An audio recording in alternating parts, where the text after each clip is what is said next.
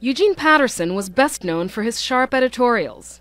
They took on the Vietnam War and President Nixon, but they were most critical of his fellow white Southerners, who saw the segregated South as the only way of life.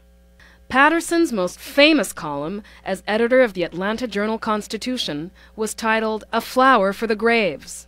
He wrote it in reaction to the 1963 church bombing that killed 4 little girls in Birmingham, Alabama. "Only we can trace the truth, Southerner, you and I. We broke those children's bodies." His editorials during the Civil Rights era won him a Pulitzer in 1967. On the eve of his retirement in 1987, Patterson reflected on that period. We were slowly at first and then decisively committing that newspaper to supporting the U.S. Supreme Court and telling our kinsmen in the American South, look, you have got to obey the law.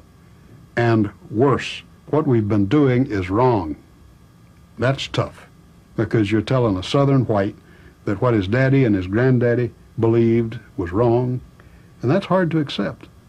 One of Patterson's last efforts was editing down the 600,000-word King James Bible, saying, quote, "The great stories were too hard to follow."